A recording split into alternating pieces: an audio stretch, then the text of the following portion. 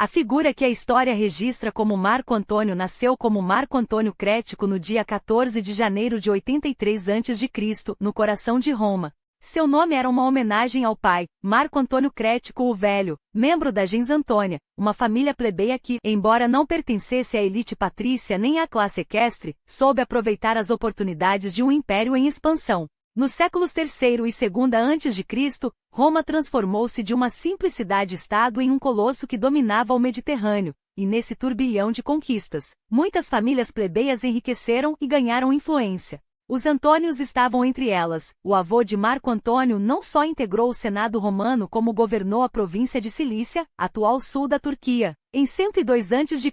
e 3 anos depois, tornou-se cônsul de Roma.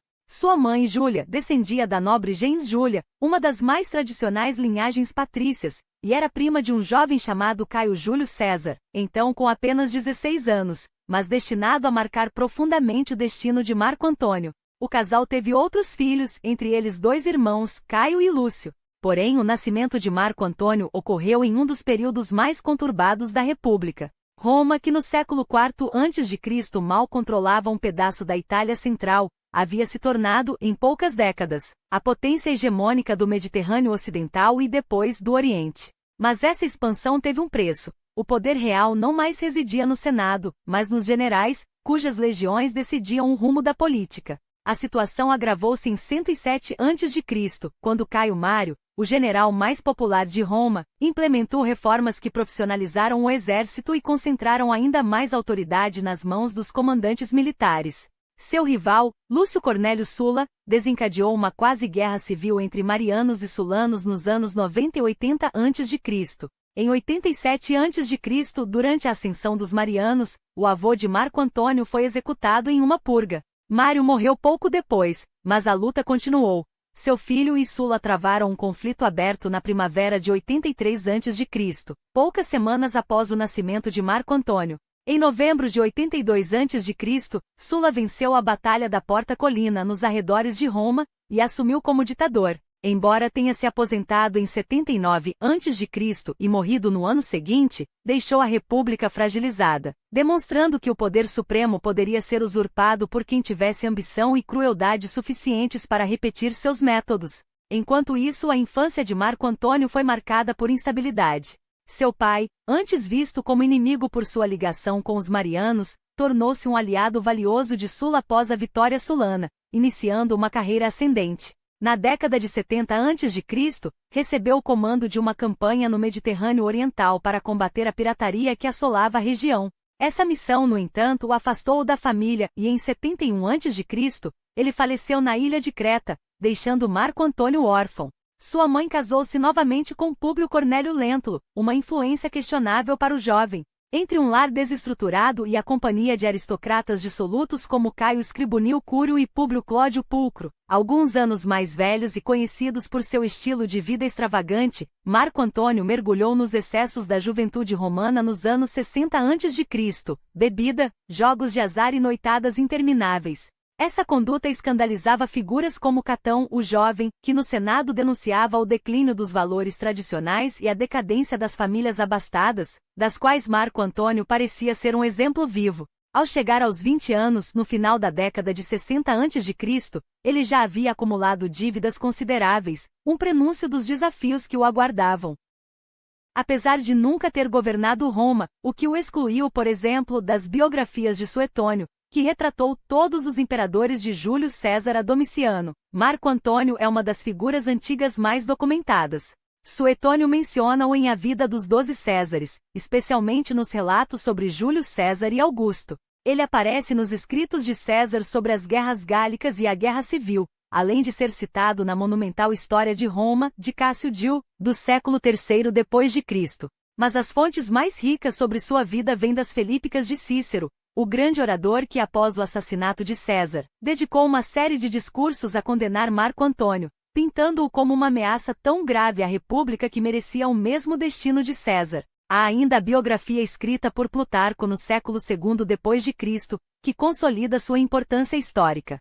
O que torna Marco Antônio tão fascinante é justamente o fato de, sem jamais ter sido o homem mais poderoso de Roma, ter deixado um legado tão profundo que os antigos sentiram a necessidade de registrá-lo com tanto detalhe. Sua trajetória, desde os primeiros anos marcados pela violência política e pela falta de rumo, até se tornar uma das figuras centrais do fim da República, revela muito sobre uma época em que o destino de um império podia ser decidido pela ambição de poucos. Mas o caminho até esse momento não foi nada fácil. Roma, na verdade, quase o expulsou antes que ele pudesse deixar sua marca. Seu comportamento impulsivo e a sombra de um escândalo familiar o obrigaram a desaparecer da cena política por um tempo. Quando seu padrasto, Lúcio Antônio, foi implicado na conspiração de Catilina em 63 a.C., um levante que abalou os alicerces da República, a execução sumária do homem arrastou o nome da família para a lama. Com credores batendo a porta e a reputação em frangalhos, Marco Antônio entendeu que Roma não era mais um lugar seguro. A solução? Sumir. E foi assim que, ainda jovem, ele rumou para o Oriente, onde o destino começaria a traçar seu nome com letras maiores. Atenas foi seu primeiro refúgio, ou pelo menos deveria ter sido. Dizem que lá ele teria se dedicado, ainda que sem muito entusiasmo, aos estudos de filosofia e retórica, disciplinas que, em tese, moldariam um homem de Estado. Mas Antônio não era feito para as abstrações dos estoicos ou para os discursos intermináveis das escolas de oratória. Seu instinto levava para outro lugar, o campo de batalha. Não demorou para que abandonasse os salões de debate e se juntasse a uma expedição militar romana rumo ao Levante, uma região onde o domínio de Roma ainda engatinhava após as recentes conquistas. Era o tipo de ambiente perfeito para um homem como ele, caótico, cheio de oportunidades e com poder a ser disputado. E foi nesse cenário que sua astúcia política começou a se revelar. Antônio não perdeu tempo, infiltrou-se nos círculos dos comandantes romanos mais influentes na região e passou a defender uma postura mais agressiva em relação ao Egito, o último grande reino independente do Mediterrâneo Oriental. Não por acaso foi durante uma dessas incursões, uma intervenção em nome de uma das facções da dinastia ptolomaica, mergulhada em uma guerra civil, que ele cruzou pela primeira vez com uma jovem princesa de apenas 14 ou 15 anos, Cleópatra. Um encontro que anos depois, mudaria não só o curso de suas vidas, mas o da história. Enquanto Antônio forjava suas primeiras alianças no Oriente, Roma fervilhava em transformações. A aposentadoria de Sula décadas antes, e a derrota dos Marianos haviam deixado um vazio de poder que agora atraía novos generais ambiciosos. Entre eles 3 nomes se destacavam. Pompeu, o Grande, cujo prestígio era inigualável após suas vitórias no Oriente, Crasso, o homem mais rico de Roma, e Júlio César, primo distante de Antônio, um populista perigoso que sabia como nenhum outro manipular as massas. Juntos eles formaram o primeiro triunvirato, uma aliança informal que dividiria o poder, e que ironicamente aceleraria o colapso da República. Mas o equilíbrio não duraria.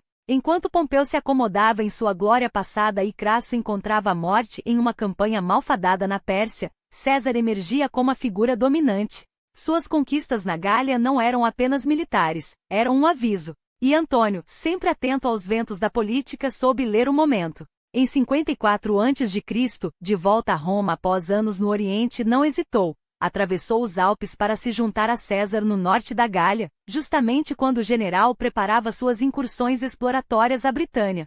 Foi ali, entre legiões e estratégias de guerra, que Antônio encontrou seu verdadeiro lugar. César o acolheu de braços abertos. Não apenas por laços de sangue, mas porque reconheceu nele algo raro. Um líder que, apesar de sua origem aristocrática, sabia falar a linguagem dos soldados.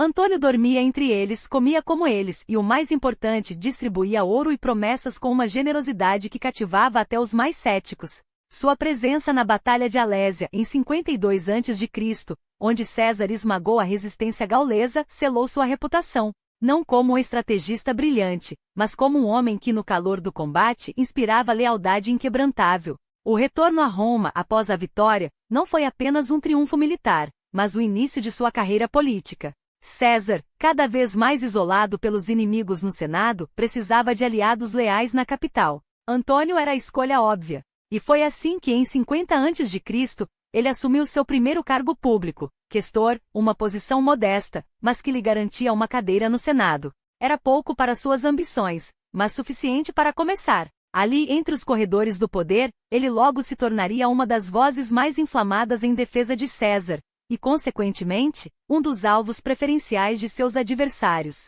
Plutarco, que como poucos capturou a essência dos homens que moldaram Roma, pintou um retrato vivo de Antônio nessa época, uma figura imponente, com uma barba bem cuidada e traços que lembrava os bustos de Hércules, símbolo de força bruta e virilidade. Vestia-se como um guerreiro com a túnica presilada na coxa, uma espada grande ao lado e uma capa pesada que realçava sua presença. Mas por trás dessa imagem de comando havia um homem de contrastes. Seu humor cortante e sua tendência à autopromoção irritavam muitos, mas entre os soldados ele era adorado. Não apenas por sua generosidade, mas porque, ao contrário de tantos nobres romanos, não os tratava como peões e sim como iguais. Casou-se com Antônia Híbrida, uma mulher de linhagem mista, patriciana e plebeia, união que lhe deu uma filha, também chamada Antônia. Alguns, como Cícero, mais tarde insinuariam que esse não era seu primeiro casamento, acusando-o de ter se unido anteriormente a uma certa Fádia, filha de um liberto. Mas eram difamações típicas da política romana, onde o passado de um homem era arma tão afiada quanto suas legiões.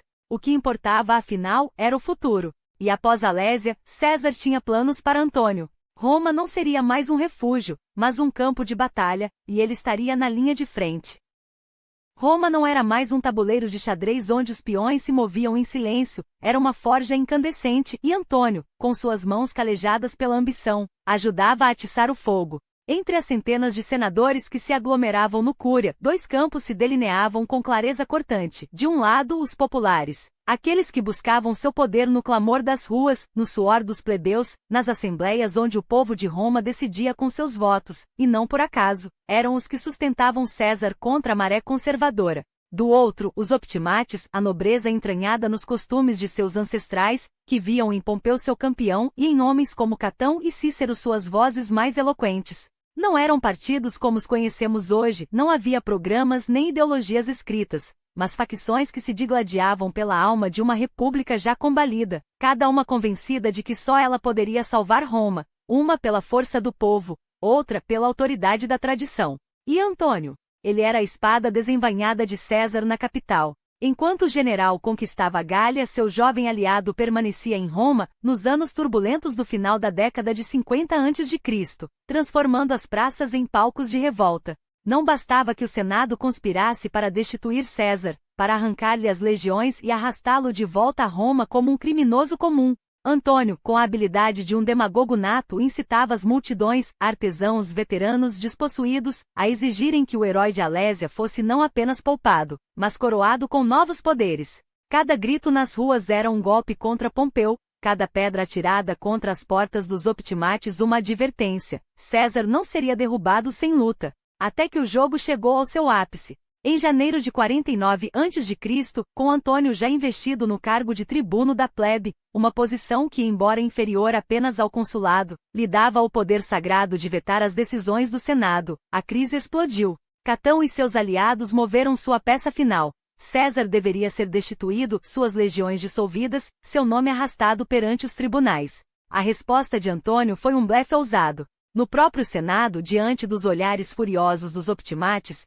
ele propôs um acordo. César retornaria a Roma, mas não como um réu, e sim como governador da Ilíria, à frente de 2 legiões, livre de qualquer processo. Pompeu, sempre pragmático, inclinou-se a aceitar. Catão, inflexível, recusou. Para ele, qualquer concessão a César seria uma rendição à tirania. Antônio não esperou pela sentença. Naquela mesma noite abandonou Roma e cavalgou para o norte, onde César aguardava com suas legiões. Encontrarão-se às margens do Rubicão, aquele rio estreito que, por um capricho das leis romanas, separava a Gália Cisalpina da Itália propriamente dita. Além daquelas águas, nenhum exército poderia marchar sem ser declarado inimigo do Estado. César hesitou, ou fingiu hesitar. Consultou Antônio, que lhe descreveu o ódio fervente no Senado, a determinação de Catão, a fraqueza de Pompeu. Não havia mais espaço para meias medidas. Na manhã de 10 de janeiro, com um gesto que ecoaria pela eternidade, César cruzou o Rubicão. Alia e Acta Est teriam dito seus lábios. O dado estava lançado. E com ele começava a guerra que rasgaria a República em 2. Não foi, como muitos pintam, um duelo pessoal entre César e Pompeu. Foi um abismo que se abriu entre duas visões de Roma, de um lado, a aristocracia que temia perder seus privilégios, de outro, um homem que, com o apoio dos populares e de generais como Antônio, estava disposto a demolir as instituições para reconstruí-las à sua imagem. A guerra se arrastaria por anos com batalhas em solo italiano, na Espanha, na Grécia, onde em 48 a.C., o destino se decidiu. Pompeu, após recuar para as planícies de Farsalos, reuniu um exército que no papel superava o de César. Mas a genialidade tática do ditador, ou a sorte, como murmuravam seus detratores, esmagou as forças pompeianas em 9 de agosto. Pompeu fugiu para o Egito, onde encontrou não um refúgio mas uma adaga. Os cortesãos de Ptolomeu XIII, ávidos por agradar ao vencedor, presentearam César com sua cabeça. Catão, o último bastião da resistência optimate, refugiou-se na África, onde em 46 a.C., preferiu cravar a própria espada no peito a se render. Com sua morte, o último suspiro da velha república se extinguia.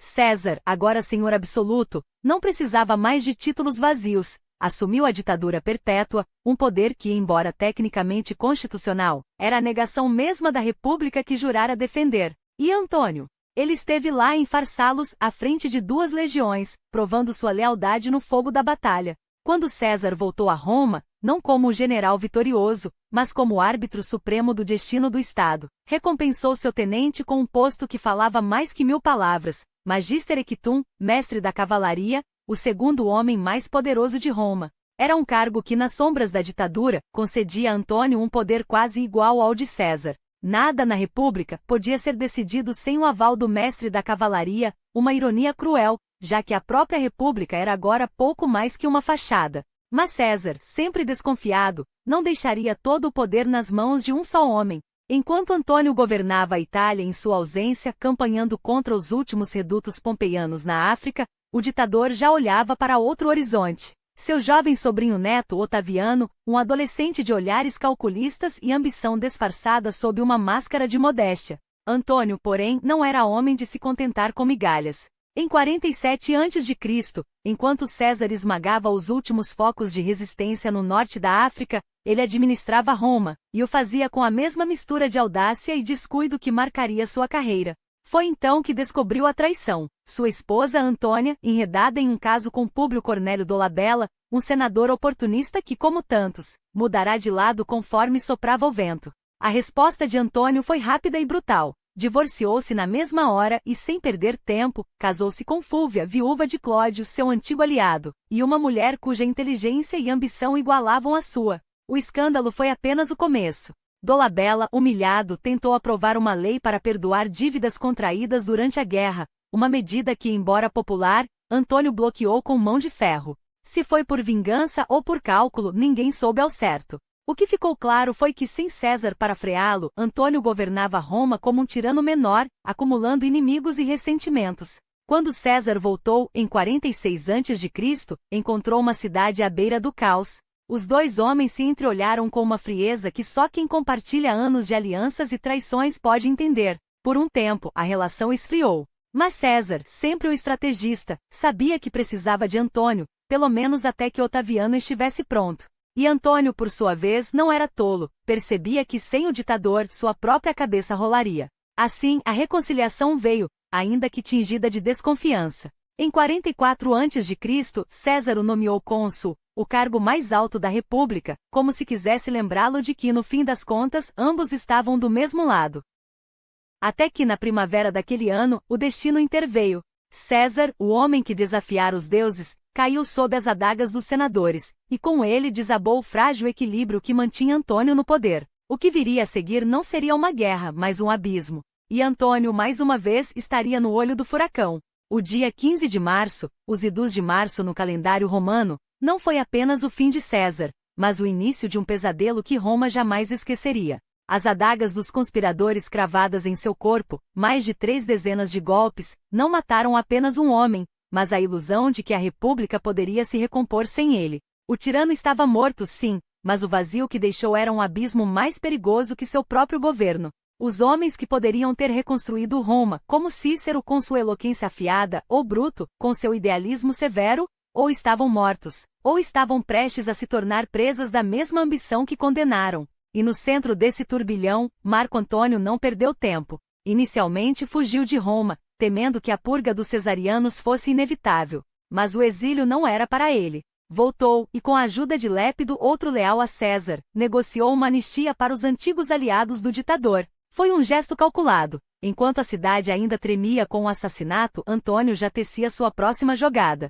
Usou as ruas como palco, inflamando as multidões com discursos populistas, apresentando-se como o herdeiro legítimo de César, o defensor do povo contra a oligarquia senatorial que o traíra. Seu objetivo? Não apenas a impunidade, mas o poder militar que César um dia detivera. Exigiu a governança da Gália, a mesma região que fora o trampolim de César para a ditadura. O Senado, ainda atordoado, hesitou. E foi esse momento de fraqueza que Antônio explorou. O que se seguiu não foi uma guerra declarada, mas um conflito surdo, uma dança de sombras entre Roma e as legiões de Antônio, agora entrincheiradas nos Alpes. Historiadores chamariam mais tarde esse período de Guerra de Módena, um nome frio para um embate que foi, na verdade, o primeiro round de uma luta muito maior, a disputa pelo legado de César. Enquanto Antônio manobrava para consolidar seu domínio, uma voz se ergueu contra ele, não a de um general, mas a de um orador. Cícero, o mestre da retórica, o homem que já salvara a república com suas palavras, viu em Antônio a mesma ameaça que outrora representará Catilina.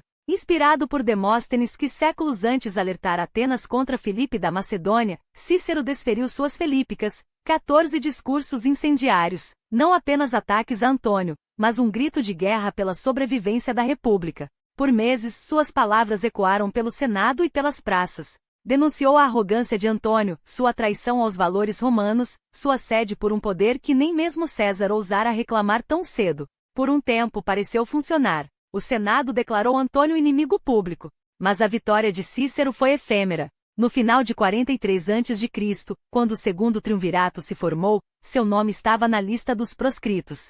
Tentou fugir. Não conseguiu. Sua cabeça e suas mãos, as mesmas que escreveram contra Antônio, foram cortadas e expostas no fórum, um aviso macabro a quem ousasse desafiar os novos senhores de Roma. Cícero pode ter morrido convencido de que Antônio era o maior perigo à república. Mas a verdade era mais cruel, ele não estava sozinho. Enquanto o sangue do orador ainda secava nas pedras do fórum, outros já se moviam nas sombras.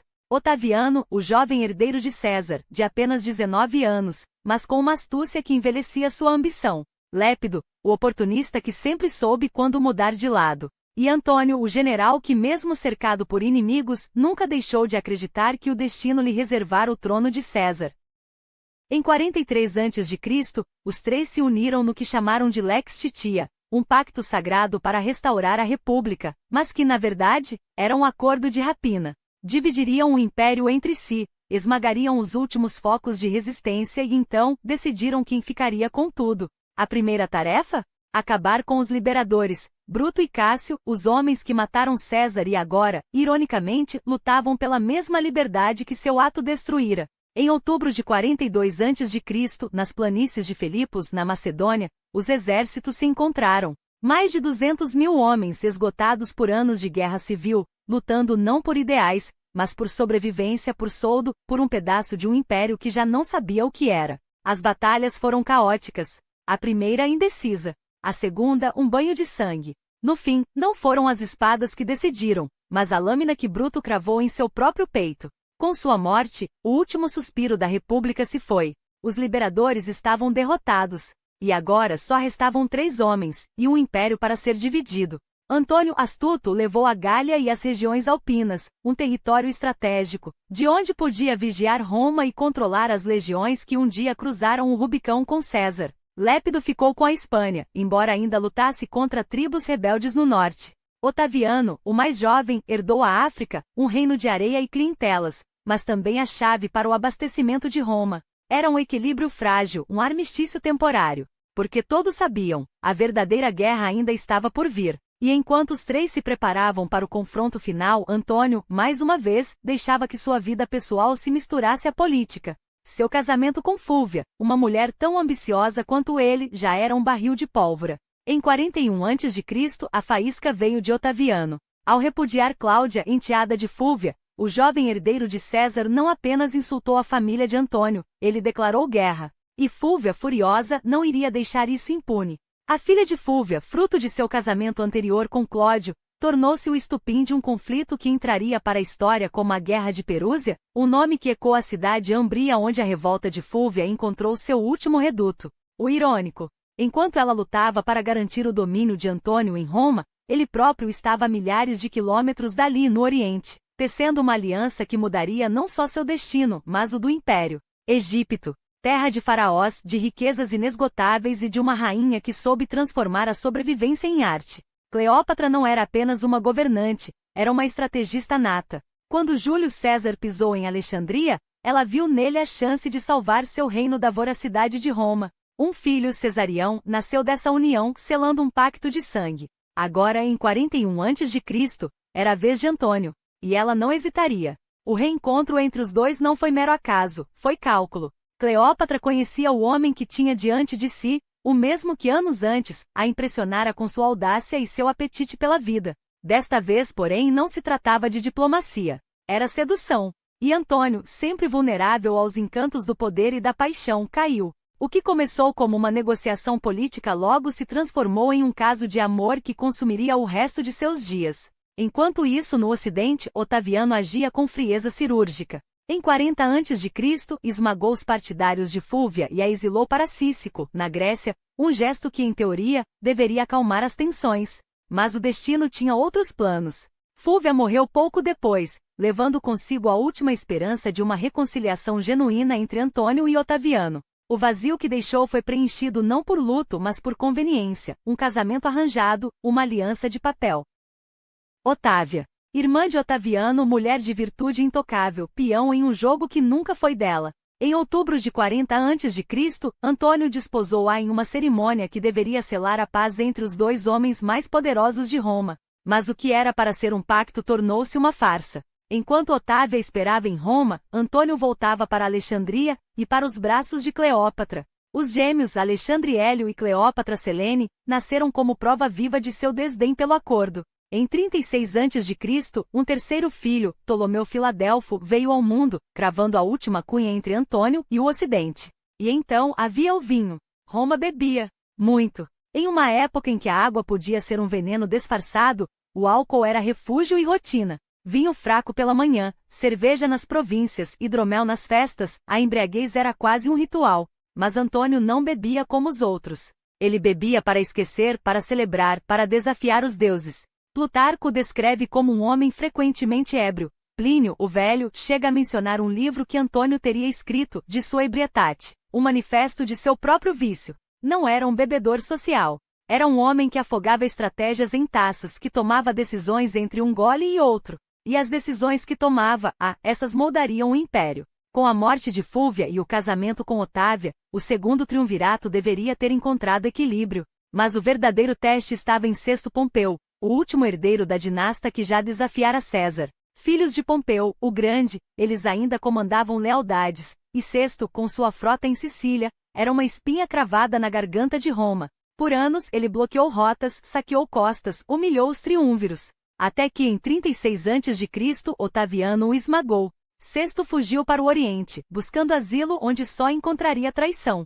Um ano depois, estava morto. A vitória de Otaviano não foi apenas militar, foi simbólica. Com Sicília sob seu controle, ele consolidava o Ocidente. Lépido, o terceiro homem do triunvirato, já era uma sombra, reduzido a um governante de fachada na África. Agora só restavam dois, e a linha que os separava era um abismo. Em Brindisi em 40 a.C., eles haviam dividido o mundo. Otaviano ficaria com Itália, Espanha e Gália, Antônio com a Grécia, a Anatólia e o Levante. O Egito, tecnicamente um reino cliente, era de Antônio por direito de conquista e de cama. Enquanto Otaviano manipulava o Senado e conquistava os corações do povo romano, Antônio governava desde Alexandria, a segunda cidade do império, farol do saber e da decadência. Dois impérios dentro de um, dois homens com a mesma ambição, e apenas um caminho possível, a guerra. Antônio sabia como Roma premiava seus conquistadores. Mário, Sula, Pompeu, César. Todos haviam escalado o poder sobre montanhas de cadáveres e territórios recém-subjugados. Se quisesse superar Otaviano, precisaria fazer o mesmo. E havia um alvo óbvio, um império que, como Roma, conhecia o gosto do domínio absoluto, os partas. A derrocada de Marco Crasso ainda ardia na memória romana. Sua morte em Carras, em 53 a.C., não fora apenas uma derrota, fora uma humilhação. Os estandartes legais capturados ainda envergonhavam o Senado. Antônio via ali não só uma chance de vingança, mas de glória. Se conseguisse o que Crasso falhara, se quebrasse o poder parta e estendesse as fronteiras de Roma até o Eufrates, nenhum homem em Roma, nem mesmo Otaviano, poderia contestar sua supremacia. E assim, enquanto o Ocidente observava, Antônio preparava sua campanha. Não como um general, mas como um homem possuído pela ambição, pela paixão, pelo vinho. E acima de tudo, pela certeza de que, desta vez, a história seria escrita por ele.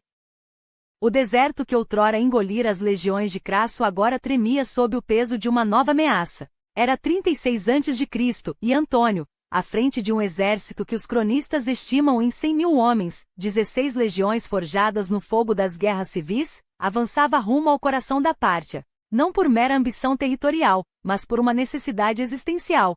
Se não esmagasse os partas, se não vingasse a humilhação de Carras, se não trouxesse de volta as águias perdidas e os homens que o deserto devorara, Roma o esqueceria. E um homem esquecido em Roma era um homem morto. A estratégia era impecável no papel. Como tantos generais antes dele, Antônio contornaria o inferno sírio, marchando através da Armênia, onde o rei Artavasdes II, aliado por conveniência, lhe jurara lealdade com sorrisos e promessas vazias. Dali desceria sobre a Atropatene, a terra de fogo e montanhas ao norte da Pérsia, onde os partas se julgavam intocáveis. Mas a guerra não se ganha com mapas. Mal os romanos acamparam perto de Fraaspa, a moderna Ganzak, o ar se encheu do cheiro de carne podre.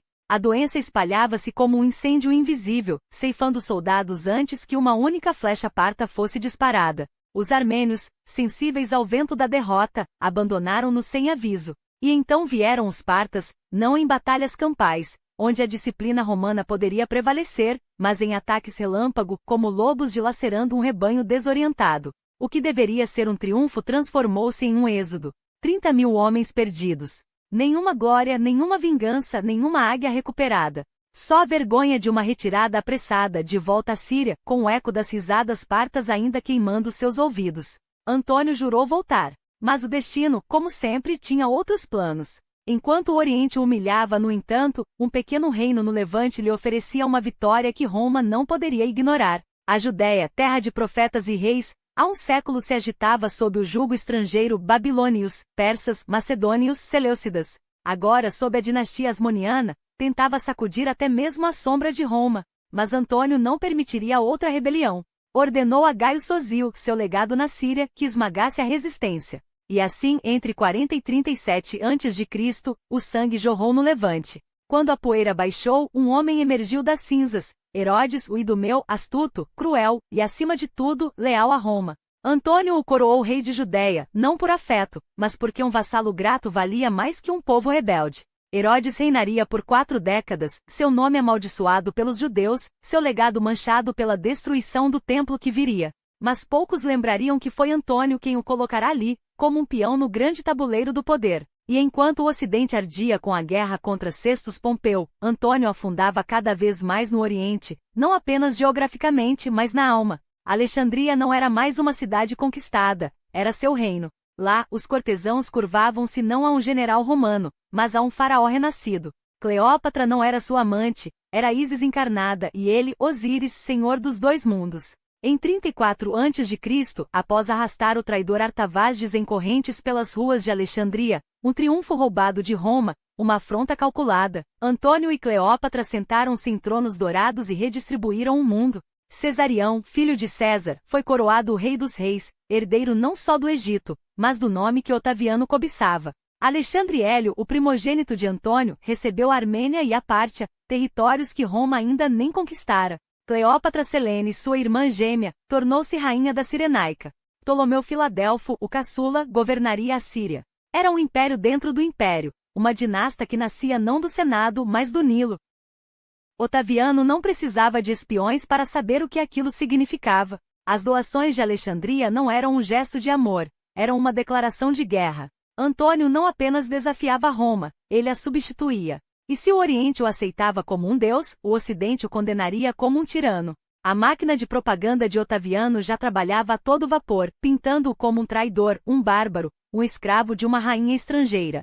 A verdade pouco importava. O que importava era que, pela primeira vez em anos, o povo romano tinha um inimigo claro, e a guerra que se avizinhava não seria por terras ou riquezas, mas pela própria alma de Roma. Otaviano não precisava inventar muito para transformar Antônio em um monstro aos olhos de Roma. Bastava distorcer a verdade o suficiente para que a mentira soasse como um alerta. E assim fez. Espalhou que Antônio planejava transferir o coração do império para Alexandria, onde um senado rival seria erguido sob a sombra das pirâmides, dividindo Roma em duas. Pior ainda, o divórcio não formalizado de Otávia, irmã de Otaviano, abandonada sem cerimônia, foi o estupim que faltava. O senado, antes hesitante, agora rugia por guerra. Não era mais uma disputa entre facções, mas uma cruzada pela sobrevivência da própria Roma. E assim começou a Guerra de Ácio, o último suspiro sangrento da República. Nunca antes tantos homens haviam sido mobilizados para um conflito interno.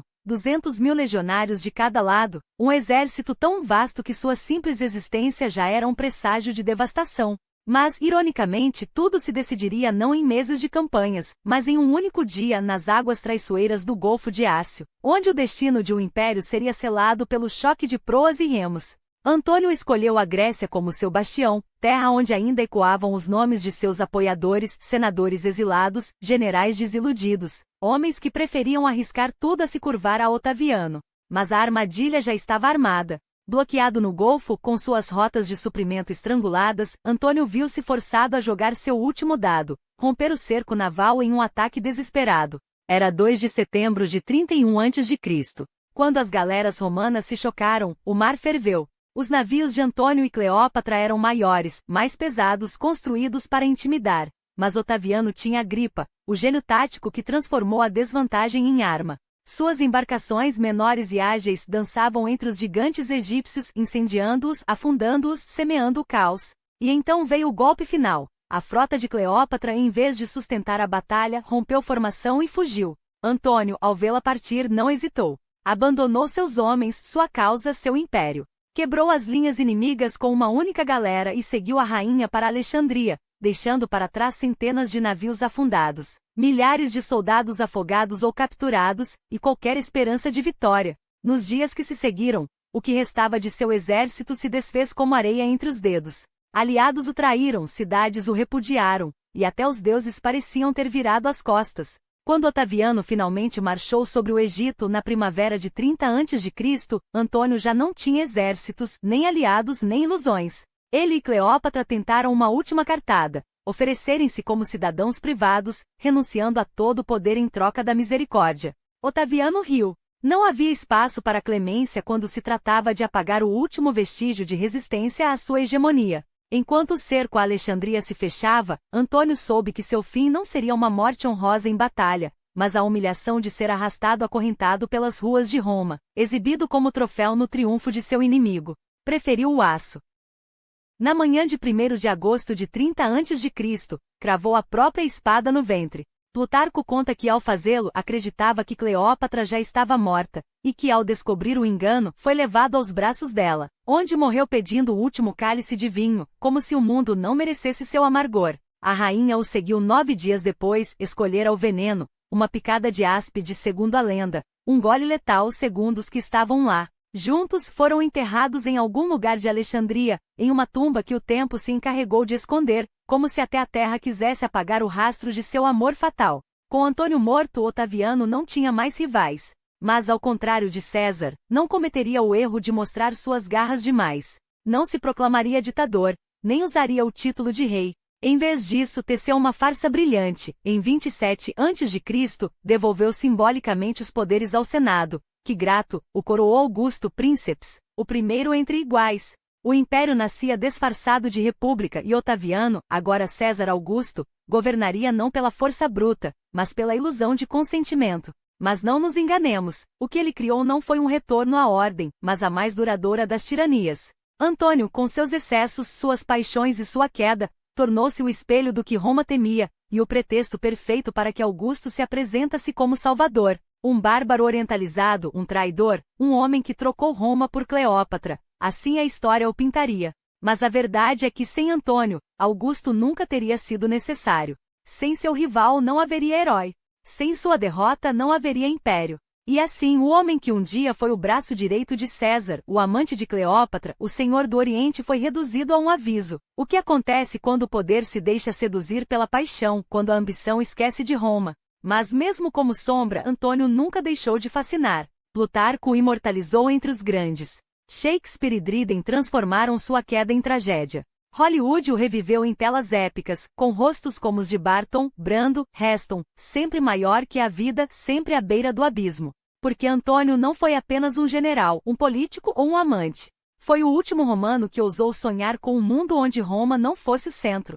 E por isso, mais que qualquer vitória de Augusto, sua derrota foi o verdadeiro fim da República. Não bastava ser um estrategista brilhante, um líder carismático ou o herdeiro político de Júlio César. Antônio precisava desafiar todas as regras para que a história o registrasse não como mais um nome nos anais de Roma, mas como um titã que tropeçou em seu próprio mito. E bebeu, não como um homem que busca esquecer, mas como quem já se sabe maior que os limites impostos aos mortais. Os banquetes em Alexandria não eram excessos, eram declarações. Cada taça esvaziada era um desafio lançado ao Senado, um lembrete de que ele, Marco Antônio, não se curvava às hipocrisias de uma república que já apodrecia por dentro. Mas foi justamente essa recusa em jogar pelo script que selou seu destino. Ao se estabelecer no Oriente, não como um procônsul, mas como um soberano oriental, coroa ou não, ele rompeu o último fio que o ligava a Octaviano. O casamento com Cleópatra não foi apenas um escândalo, foi uma traição simbólica. Enquanto Otávia, sua esposa romana, personificava a aliança com o futuro imperador, a rainha do Egito encarnava tudo o que Roma temia: o luxo decadente, o poder feminino incontrolável, a ameaça de um império que olhasse para além do Tibre. Antônio não estava apenas amando uma mulher, estava abraçando o mundo que Octaviano jurara destruir. E assim a guerra não foi uma escolha, foi uma consequência inevitável. Áxio não decidiu apenas o destino de dois homens, decidiu o rumo da civilização. Quando as naves de Antônio queimaram, não foram apenas madeiras e velas que se perderam nas águas, foi a última chance de um império que pudesse ter sido diferente. Um império onde o Oriente e o Ocidente se fundissem não pela espada, mas pela ambição de um homem que ousou imaginar algo além das fronteiras do possível. Octaviano venceu, mas a vitória dele foi a derrota de um sonho. Roma se tornou um império, sim, mas um império moldado à imagem de Augusto, frio, calculista, eterno. Antônio, por outro lado, deixou um legado mais perigoso que qualquer lei ou legião: a ideia de que o poder não precisa ser cinzento para ser absoluto, que um homem pode ser tão grandioso quanto seus defeitos, e que às vezes, é justamente por eles que a história nunca o esquece. E você? Acha que Antônio poderia ter sido o primeiro imperador de Roma, se não tivesse trocado o fórum pela areia do Egito? Ou sua própria natureza, esse misto de gênio e autodestruição, o condenava a ser sempre o segundo ato da peça de outro? A história gosta de heróis perfeitos, mas são os imperfeitos como ele que nos fazem questionar: e se